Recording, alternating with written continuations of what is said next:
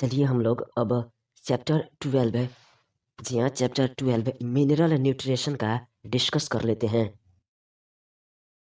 बताइए, क्या सभी लिविंग ऑर्गेनिजम्स की बेसिक नीड इसेंशियली सेम होती है? उनको अपनी ग्रोथ एवं डेवलपमेंट के लिए मैक्रोमोलिक्यूल्स जैसे कार्बोहाइड्रेट्स, प्रोटीन्स, फैट्स एवं मिनरल्स की आवश्यकता होती है।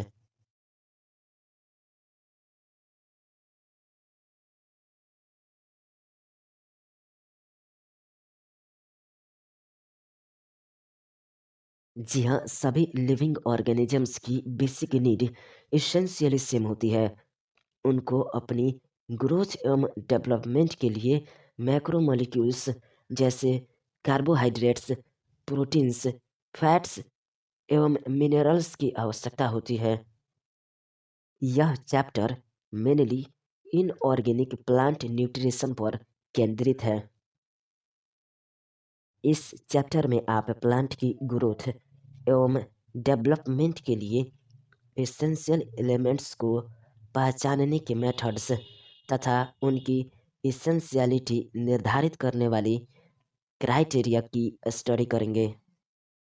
आप इन एसेंशियल एलिमेंट्स के रोल, उनकी कमी से होने वाले सिम्टम्स तथा एब्जॉर्प्शन की मैकेनिज्म को भी स्टडी करेंगे।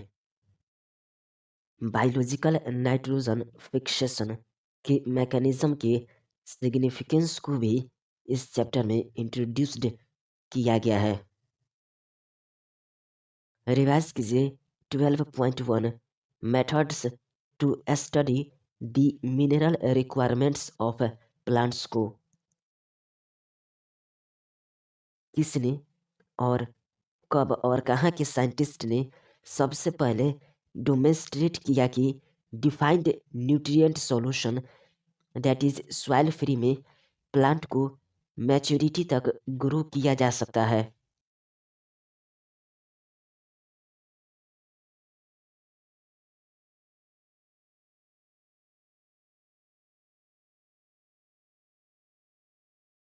जी हाँ, 1860 में एक prominent German botanist Julius own shacks ने सबसे पहले डेमोंस्ट्रेट किया कि डिफाइंड न्यूट्रिएंट सॉल्यूशन यानी कि सॉइल फ्री में प्लांट को मैच्योरिटी तक ग्रो किया जा सकता है। जी हाँ, 1860 में एक prominent German botanist Julius own shacks ने सबसे पहले डेमोंस्ट्रेट किया कि डिफाइंड न्यूट्रिएंट सॉल्यूशन यानी कि सॉइल फ्री में प्लांट को मैच्योरिटी तक ग्रो किया जा सकता है। जी हाँ, 1860 में एक prominent German botanist Julius own shacks ने सबसे पहले डेमोंस्ट्रेट किया कि डिफाइंड न्यूट्रिएंट सॉल्यूशन यानी कि सॉइल फ्री में प्लांट को मैच्योरिटी तक ग्रो किया जा सकता है। न्यूट्रिएंट सॉल्यूशन में प्लांट के ग्रोइंग की टेक्निक को क्या कहते हैं या फिर किस नाम से जाना जाता है?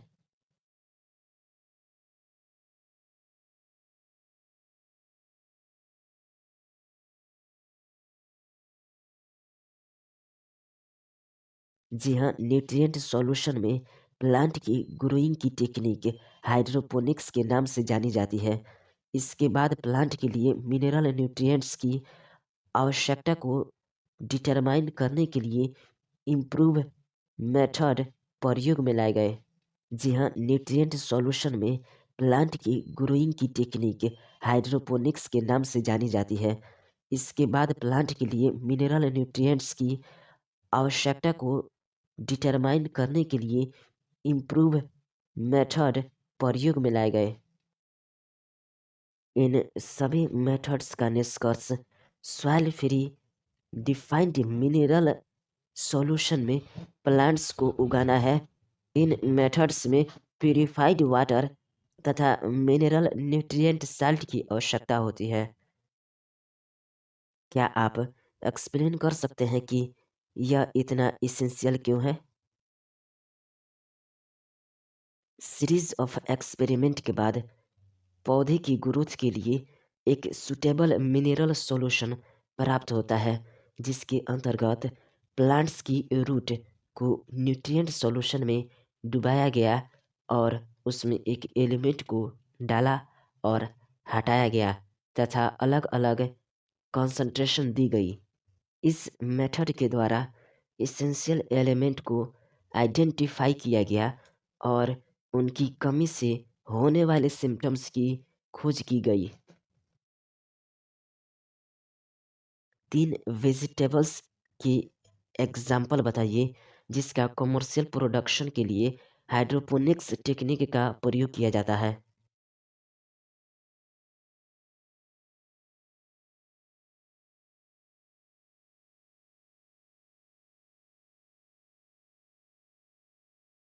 जी हाँ, टोमेटो, सीडलेस कुकुम्बर तथा लेटुसी जैसे वेजिटेबल्स के कमर्शियल प्रोडक्शन के लिए हाइड्रोपोनिक्स टेक्निक का प्रयोग किया जाता है।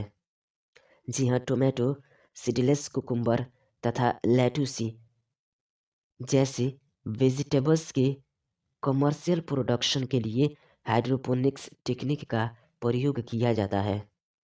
जी हाँ, टोमेटो, सीडलेस कुकुम्बर तथा लेटुसी जैसे वेजिटेबल्स के कमर्शियल प्रोडक्शन के लिए हाइड्रोपोनिक्स टेक्निक का प्रयोग किया जाता है। बताइए क्या प्लांट्स की ऑप्टिमम ग्रोथ के लिए न्यूट्रिएंट सॉल्यूशन को पर्याप्त एरेटेड रखना चाहिए? यदि सॉल्यूशन पुअरली एरेटेड होगा तो क्या होगा?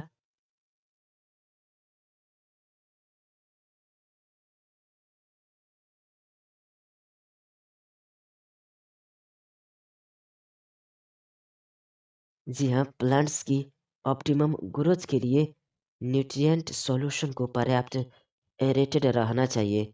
यदि सॉल्यूशन प्योरली एरेटेड होगा तो क्या होगा?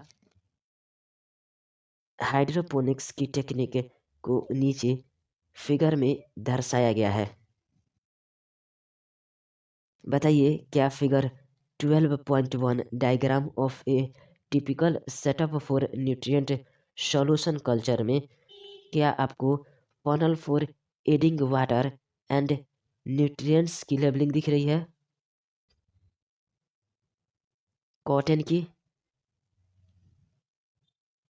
एरेटिंग ट्यूब की, न्यूट्रिएंट सॉल्यूशन की। बताइए क्या figure 12.1 diagram of a typical setup for nutrient solution culture में क्या आपको funnel for adding water and nutrients की लेबलिंग दिख रही है? कॉटन की, एरेटिंग ट्यूब की, न्यूट्रिएंट सॉल्यूशन की। बताइए क्या figure 12.1 diagram of a typical setup for nutrient solution culture में क्या आपको funnel for adding water and nutrients की लेबलिंग दिख रही है? कॉटन की, एरेटिंग ट्यूब की, न्यूट्रिएंट सॉल्यूशन की।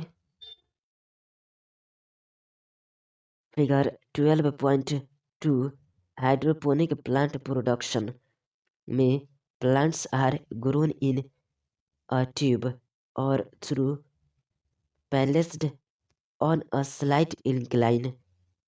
A pump circulates a nutrient solution from a reservoir to the elevated end of the tube.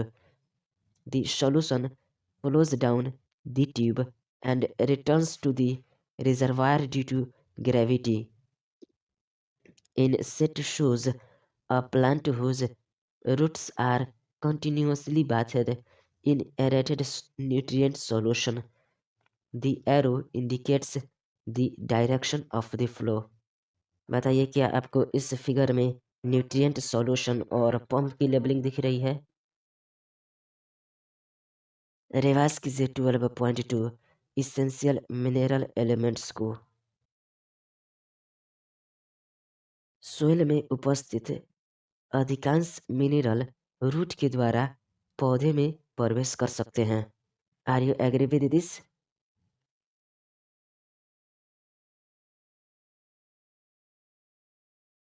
जी हाँ, सॉइल में उपस्थित अधिकांश मिनरल्स रूट के द्वारा पौधे में प्रवेश कर सकते हैं।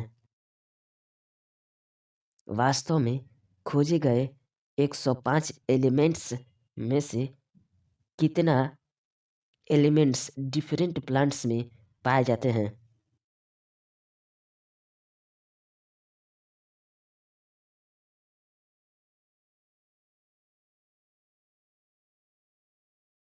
जी हाँ, वास्तव में खोजे गए 105 एलिमेंट्स में से 60 से अधिक एलिमेंट्स डिफरेंट प्लांट्स में पाए जाते हैं।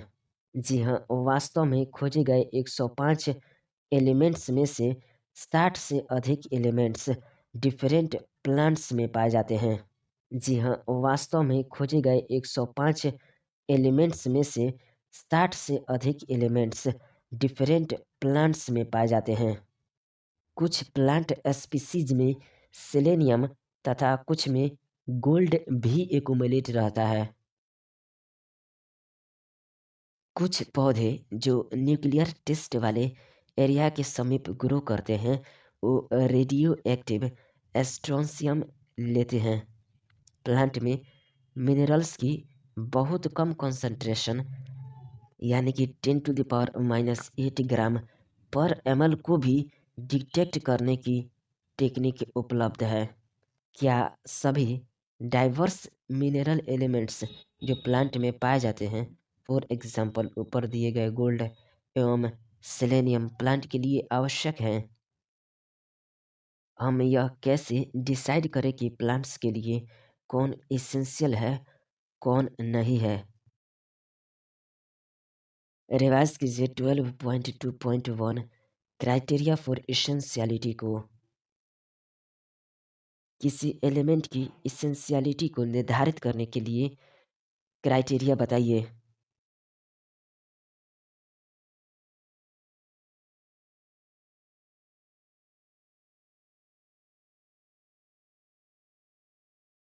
जी हाँ, एलिमेंट की इसेंशियलिटी को निर्धारित करने के लिए फर्स्ट क्राइटेरिया यह है कि पौधे की नॉर्मल ग्रोथ तथा रिप्रोडक्शन के लिए एलिमेंट अति आवश्यक होना चाहिए तथा इस एलिमेंट की अनुपस्थिति में प्लांट अपनी लाइफ साइकिल को पूरा न कर पाए अथवा सीड को भी धारण यानी कि सेट ना कर पाए। सेकेंड क्राइटेरिया एलिमेंट की रिक्वायरमेंट स्पेसिफिक होनी चाहिए तथा इसे किसी अन्य एलिमेंट द्वारा रिप्लेस करना संभव नहीं होना चाहिए। दूसरे शब्दों में किसी एक एलिमेंट की कमी को किसी अन्य एलिमेंट के द्वारा पूरा नहीं किया जा सकना चाहिए। थर्ड क्राइटेरिया एलिमेंट पौधे के मेटाबॉलिज्म में डायरेक्ट इन्वॉल्व्ड होना चाहिए। ऊपर के क्राइटेरिया के आधार पर केवल कुछ ही एलिमेंट ऐसे पाए गए हैं जो प्लांट्स की ग्रोथ तथा मेटाबॉलिज्म के लिए अब्सोल्युटली इसेंशियल होते हैं। इन सभी एलिमेंट्स को क्वांटिटेटिव रिक्वायरमेंट्स के आधार पर कितने ब्रॉड कैटेगरी में बांटा गया है? नाम बताइए इस ब्रॉड कैटेगरी का।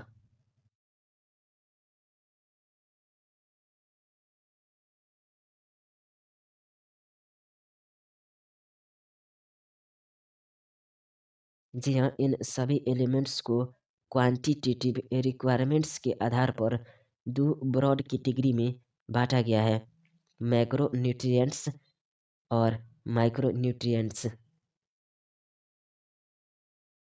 मैक्रो न्यूट्रिएंट्स ये प्लांट टिश्यूज में जनरली लार्ज अमाउंट में पाए जाते हैं।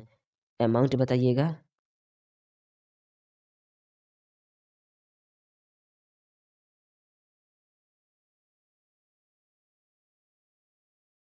जी हाँ, मैक्रो न्यूट्रिएंट्स ये प्लांट्स टिश्यूज में जनरली लार्ज अमाउंट में पाए जाते हैं, 10 मिलीमोल पर केजी ऑफ ड्राई मैटर से अधिक।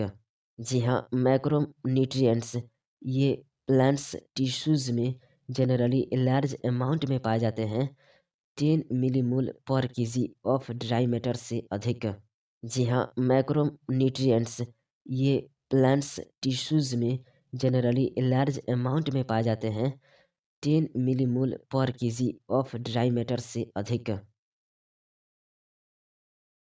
मैक्रोन्यूट्रिएंट्स के अंतर्गत आने वाले 9 एलिमेंट्स का नाम बताइए।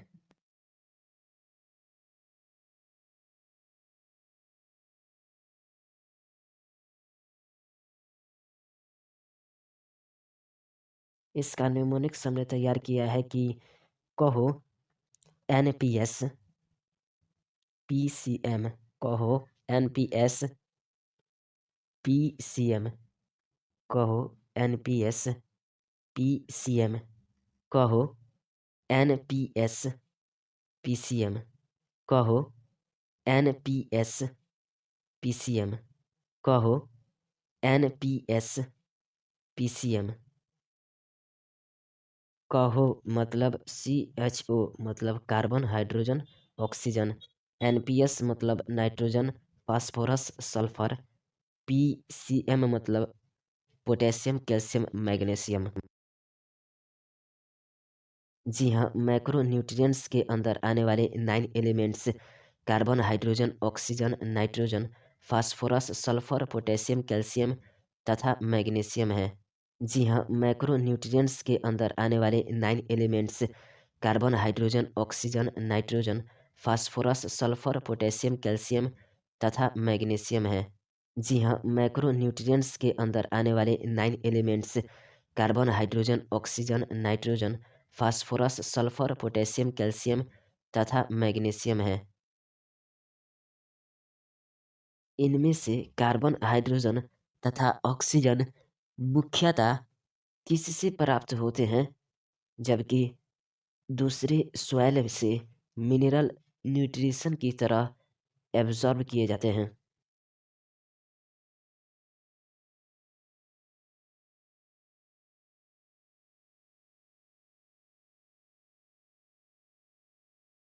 जी हाँ, इनमें कार्बन हाइड्रोजन तथा ऑक्सीजन मुख्यतः कार्बन डाइऑक्साइड तथा H2O से प्राप्त होते हैं, जबकि दूसरे सॉइल से मिनरल न्यूट्रिशन की तरह एब्जॉर्ब किए जाते हैं।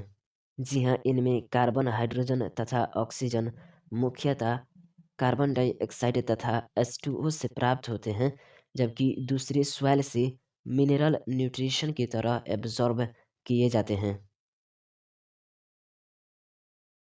रिवाइज कीजिए माइक्रोन्यूट्रिएंट्स और ट्रेस एलिमेंट्स को। माइक्रोन्यूट्रिएंट्स या फिर ट्रेस एलिमेंट्स ये बहुत कम मात्रा में आवश्यक होते हैं। चलिए इनकी मात्रा बताइए।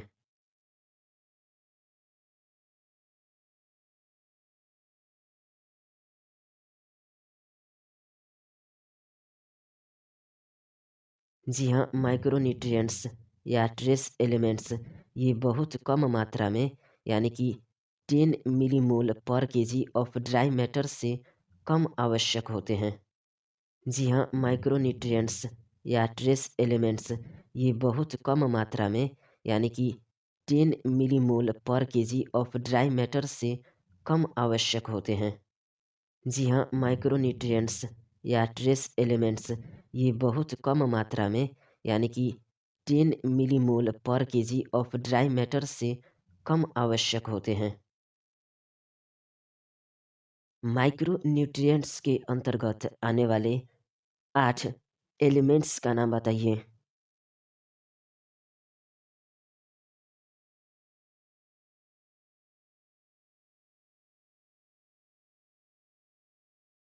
जी हाँ, माइक्रोन्यूट्रिएंट्स के अंतर्गत iron, manganese, copper, molybdenum, zinc, boron, chlorine तथा निकेल आते हैं।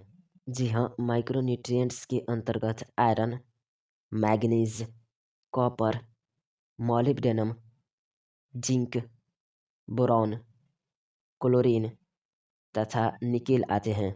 जी हाँ, माइक्रोन्यूट्रिएंट्स के अंतर्गत iron, manganese, copper, molybdenum, zinc, boron, chlorine तथा निकेल आते हैं।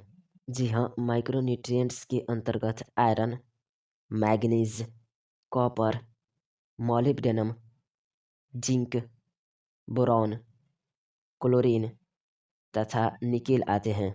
जी हाँ, माइक्रोन्यूट्रिएंट्स के अंतर्गत iron, manganese, copper, molybdenum, zinc, boron, chlorine तथा निकेल आते हैं।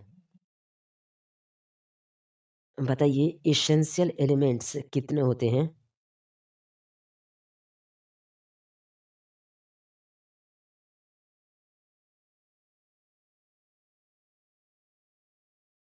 जी हाँ, 17 एसेंशियल एलिमेंट्स होते हैं यानी कि 17। जी हाँ, 17 एसेंशियल एलिमेंट्स होते हैं यानी कि 17। जी हाँ, 17 एसेंशियल एलिमेंट्स होते हैं यानी कि 17। जी हाँ, 17 एसेंशियल एलिमेंट्स होते हैं यानी कि 17। 17 एसेंशियल एलिमेंट्स के अलावा 4 बेनिफिशियल एलिमेंट्स का नाम बताइए जो हायर प्लांट्स के लिए आवश्यक होते हैं।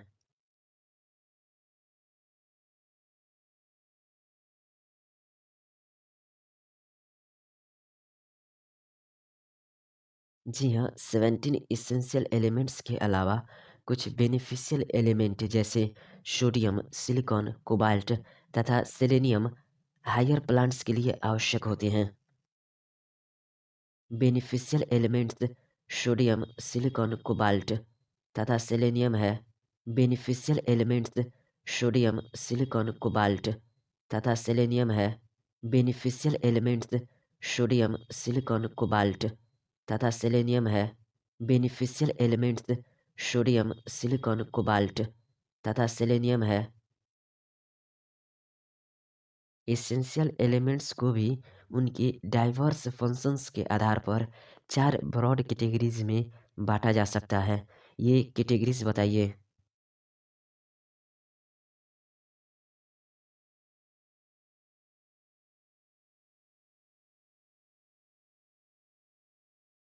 जी हाँ, एसेंशियल एलिमेंट्स को भी उनके डाइवर्स फंक्शन के आधार पर 4 ब्रॉड कैटेगरी में बांटा जा सकता है। ये कैटेगरी हैं। फर्स्ट, एसेंशियल एलिमेंट्स सेल के बायोमोलिक्यूल्स के कंपाउंड होते हैं और इसलिए सेल के स्ट्रक्चरल एलिमेंट के कंपोनेंट हैं। एग्जाम्पल बताइए।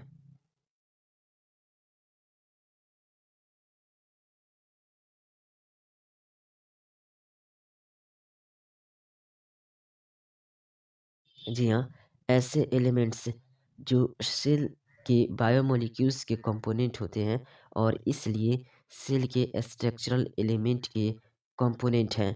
एग्जाम्पल के लिए कार्बन, हाइड्रोजन, ऑक्सीजन तथा नाइट्रोजन।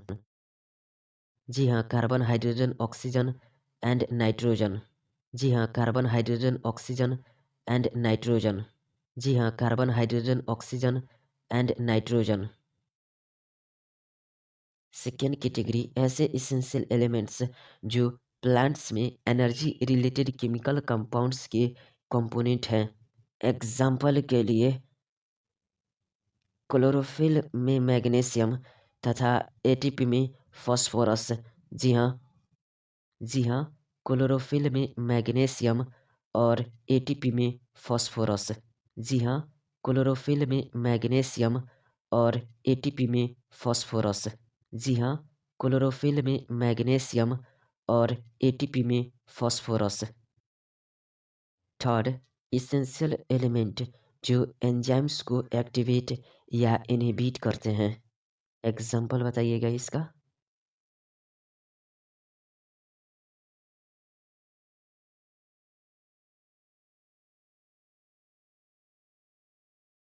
जी हाँ, इसेंशियल एलिमेंट्स जो एंजाइम को एक्टिवेट या इनहिबिट करते हैं।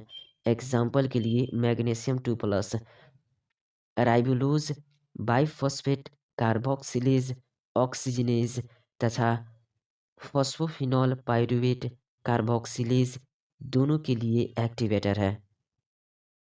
जी हाँ, मैग्नीशियम 2+, राइबोलोज बाइफॉस्फेट कार्बोक्सिलेज ऑक्सीजनेज तथा फॉस्फोफिनॉल पाइरूवेट कार्बोक्सिलेज दोनों के लिए एक्टिवेटर है।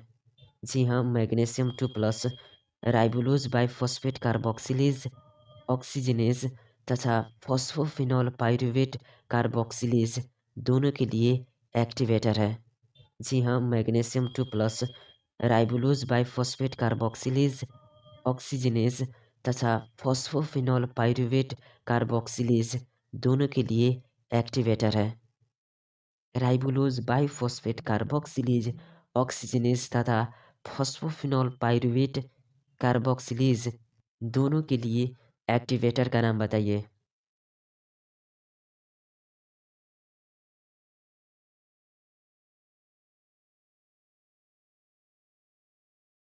जी हाँ, magnesium 2 plus राइबोलोज biphosphate carboxylase oxygenase तथा फॉस्फोफिनोल पाइरूवेट कार्बोक्सिलेज दोनों के लिए एक्टिवेटर है। जी हाँ, magnesium 2 plus राइबोलोज biphosphate carboxylase oxygenase तथा फॉस्फोफिनोल पाइरूवेट कार्बोक्सिलेज दोनों के लिए एक्टिवेटर है। जी हाँ, magnesium 2 plus राइबोलोज biphosphate carboxylase oxygenase तथा फॉस्फोफिनोल पाइरूवेट कार्बोक्सिलेज क्या ये दोनों एंजाइम फोटोसिंथेटिक कार्बन फिक्सेशन के क्रिटिकल एंजाइम्स हैं?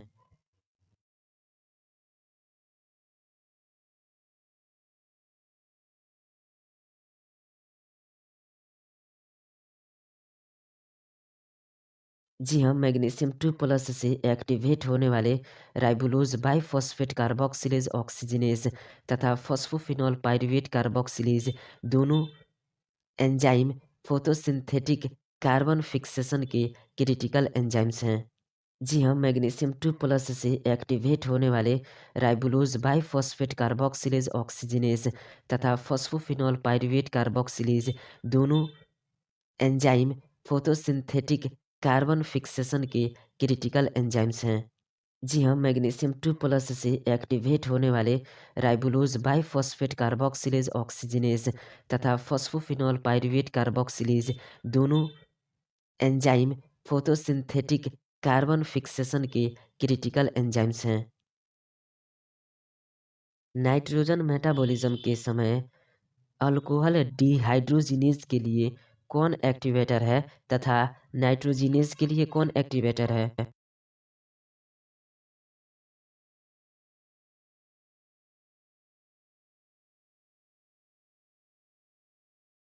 जी हाँ, नाइट्रोजन मेटाबॉलिज्म के समय अल्कोहल डिहाइड्रोजिनेज के लिए एक्टिवेटर जिंक प्लस तथा नाइट्रोजिनेज के लिए मॉलिब्डेनम है। जी हाँ, नाइट्रोजन मेटाबॉलिज्म के समय अल्कोहल डिहाइड्रोजिनेज के लिए एक्टिवेटर जिंक प्लस तथा नाइट्रोजिनेज के लिए मॉलिब्डेनम है। जी हाँ, नाइट्रोजन मेटाबॉलिज्म के समय अल्कोहल डिहाइड्रोजिनेज के लिए एक्टिवेटर जिंक प्लस तथा नाइट्रोजिनेज के लिए मॉलिब्डेनम है। फोर्थ, कुछ इसेंशियल एलिमेंट्स जो सेल के ऑस्मोटिक पोटेंशियल को अल्टर कर सकते हैं। एग्जाम्पल बताइए।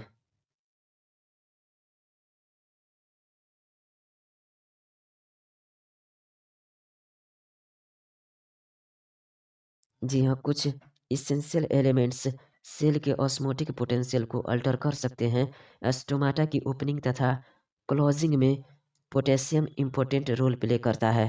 जी हाँ, कुछ इसेंशियल एलिमेंट्स सेल के ऑस्मोटिक पोटेंशियल को अल्टर कर सकते हैं। स्टोमाटा की ओपनिंग तथा क्लोजिंग में पोटेशियम इम्पोर्टेंट रोल प्ले करता है। जी हाँ, कुछ इसेंशियल एलिमेंट्स सेल के ऑस्मोटिक पोटेंशियल को अल्टर कर सकते हैं। स्टोमाटा की ओपनिंग तथा क्लोजिंग में पोटेशियम इम्पोर्टेंट रोल प्ले करता है। स्टोमाटा के ओपनिंग तथा क्लोजिंग में कौन एलिमेंट इम्पोर्टेंट रोल प्ले करता है?